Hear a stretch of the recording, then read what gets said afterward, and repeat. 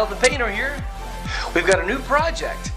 These walls are going to transform from this lovely brown to a nice, gentle, kind of a taupe-ish gray, but very much on the light side. We've got an entranceway, a stairway, a living room and dining room combo to do, so let's get started.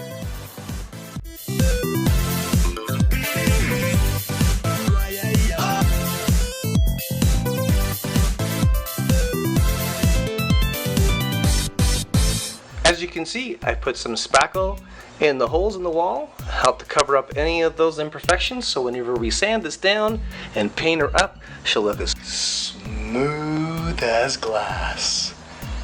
Well, paint. After we've cleaned away all those cobwebs and things that are at the ceiling, then we take our cut bucket and we'll just cut in.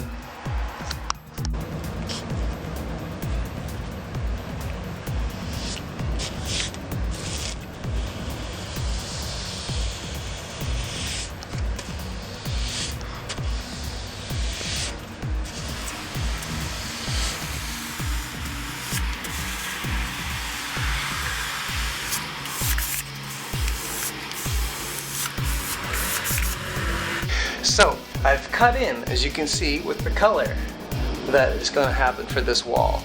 As you can see, the whole house, living room, dining room, down the stairway.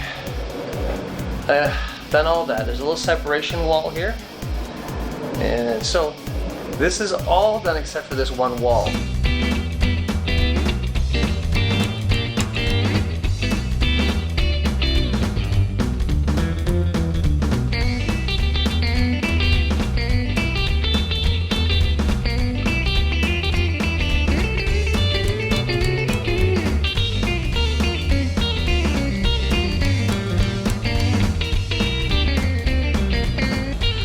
So there you have it. The wall is all finished and our first coat is complete, and the place is looking really nice. The last time this place was done, the previous painter did a little bit of what I call overpainting. Sometimes he would hit the crown molding just a little bit on the underside there. You can see the brown.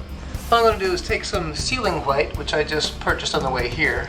I'm going to hit that with a ceiling light, and I'm going to clean that up, and the color separation is going to be better between the wall and the crown molding. It'll look so much neater because it's not on the vertical, that is actually on the ceiling horizontal, so it needs to be done. Right then, now it's time to tidy up our edges. So I've got my cut bucket. And now it's time to get to work.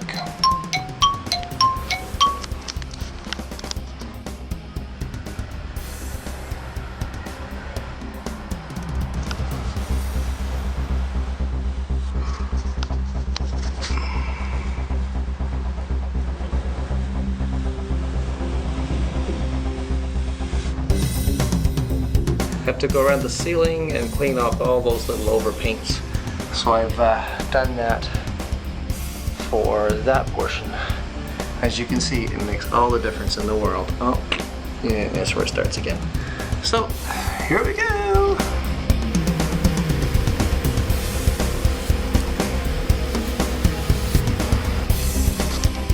Now, there are some of us painters who like to use tape, special painter's tape, whenever they're doing their trim and their floorboards, and that's great. I find it takes more time for me to set up the tape, and then the possibility of it bleeding under the tape is very high, and then tearing all the tape off and then finding a place to put it. It wastes my time. It wastes my time. I don't want to waste time. Anyways, so here's what I do. Loading up my brushy brush on my cut bucket, and then I go into my edge.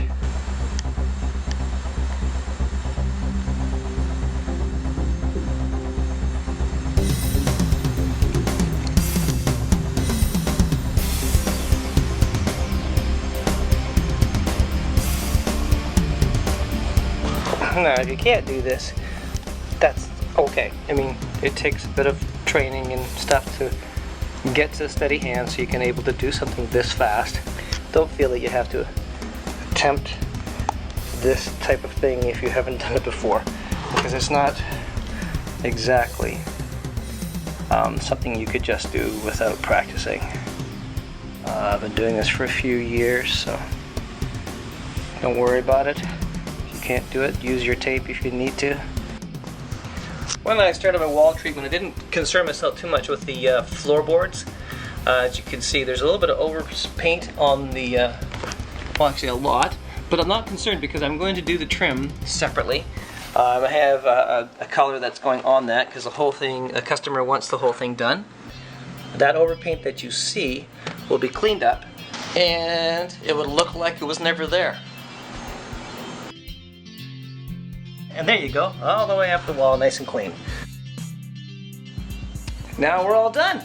That wasn't an exhaustive demonstration of what goes on, but it lets you see about what painting and how much fun it can be for you in your house. I'm Dale the Painter. Till next time, bye for now. Oh, that's gross.